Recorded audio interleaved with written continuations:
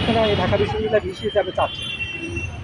আমি রূপা, আমি এই দেশের একদম সাধারণ একজন নাগরিক। খুব শর্ট করে বলি, ঢাকা বিশ্ববিদ্যালয়ের ভিসি পদে আমার এবং আমাদের সবার পক্ষ থেকে একটাই চাওয়া যে একদম যোগ্য কোনো একজন মানুষ এই ভিসি পদে আসে। যেন শিক্ষা যেহেতু আমাদের মেরুদণ্ড, আমাদের বাংলাদেশের প্রথম যেটা কাজ আমাদের মেরুদণ্ড সোজা করা। আমাদের মেরুদণ্ড সোজা হলেই আস্তে আস্তে সব দিক ঠিক হতে থাকবে।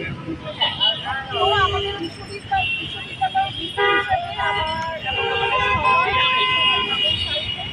খুবই যোগ্য মানুষ হিসেবে আমাদের মনে হয়েছে।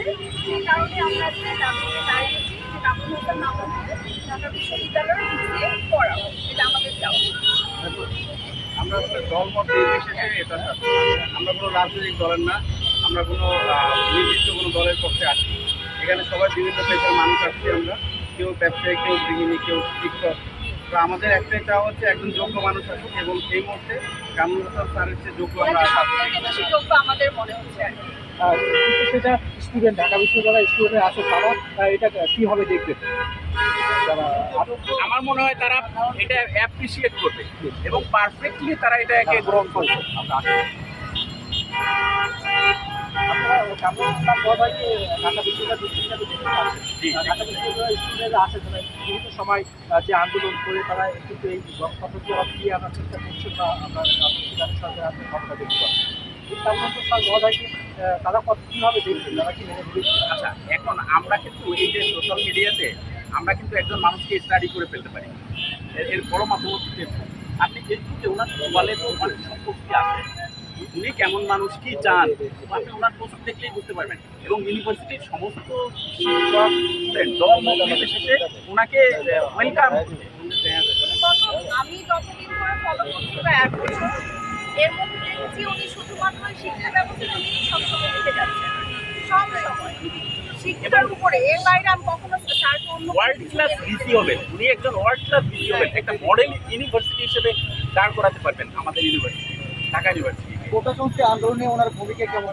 ওনার ভূমিকা তো অগ্রণী সবসময়, শুধু কোটা সংস্কার আন্দোলন না, আপনি যদি দেখেন ভালো কাজের উনি আছেন। সেটা আওয়ামী লীগ করুক, বিএনপি করুক, জামাত করুক, যাই ওদের সাথে ভালো কাজ উনি আছেন। আমরা তো সেটাই চাই। এবং কোটা সংস্কার আন্দোলনে উনি খুবই অগ্রণী ভূমিকা পালন করছে। উনি স্টুডেন্টদেরকে গিয়ে থানা থেকে ছাড়িয়ে এনেছে। কারণ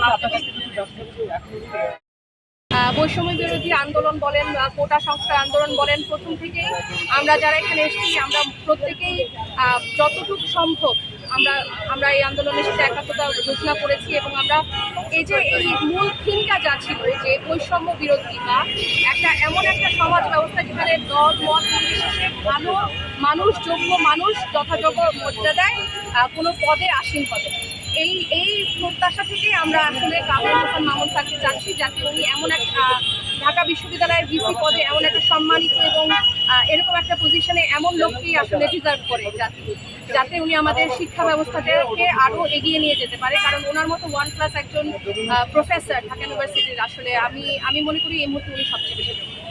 আপনারা কি